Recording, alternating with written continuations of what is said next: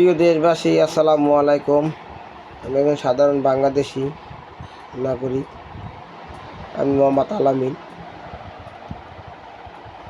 15 লক্ষ 18 লক্ষ রোহিঙ্গা নিয়ে এই 6-7 বছর ধরে বাংলাদেশে অবতরণ করতে আছে।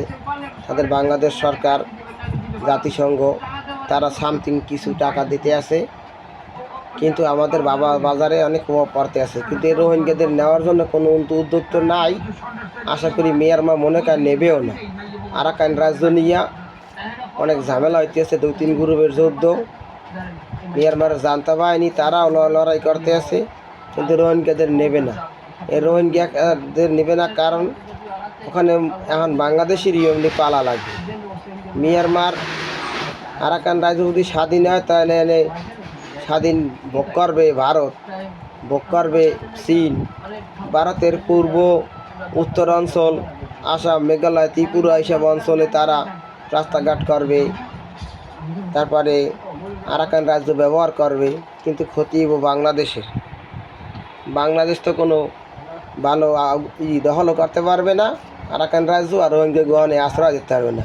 যে দেশ রোহিঙ্গাদের আশ্রয় দেশে জাতিসংঘ তো ইচ্ছা করলে সেই দেশ তো দিতে পারে বাংলাদেশের লাগে মিলে গিয়ে, তা তো দেবে না। মানে স্বার্থ খুঁজবে বড় বড় দেশগুলো।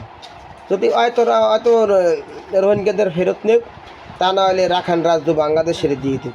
সেই দেশ বহন করছে 15-20 লক্ষ রোহিঙ্গা, তাদের রাখাইন রাজ্য হলে বাংলাদেশের দিয়ে দিক। এটা ভোটাভুটি হোক, সে ভোটাভুটি করুক জাতিসংঘে, ভোটাভুটি করিয়া রাখাইন রাজ্য বাংলাদেশের দলে দিয়ে দিক। তাহলে 20 লক্ষ রোহিঙ্গা বাংলাদেশ পালবে। তা নইলে কেন আমাদের এই আমরা 20 কোটি মানুষ, আমরা তাদের বোঝা বহন করবো কিসের জন্য? আমাদের উপর সেই হেঁটে খাওয়া মানুষ, আমাদের উপর এই বোঝার ভার পড়তেছে। তা আমরা সাধারণ বাংলাদেশ হিসেবে আমরা মানতে পারতেছি না। এইটা সরকারের ভালো পদক্ষেপ নেওয়া উচিত। এটা আমি একজন সাধারণ বাংলাদেশের নাগরিক হিসেবে বলতেছি। এটা বলা উচিত না, ঠিককে বলা লাগে, বলতে হয় কিছু কিছু নিজের স্বার্থের কারণে, দেশের জন্য। এটা গুরুত্বপূর্ণ, একটা ভালো কথা বোঝা উচিত। আল্লাহ হাফেজ।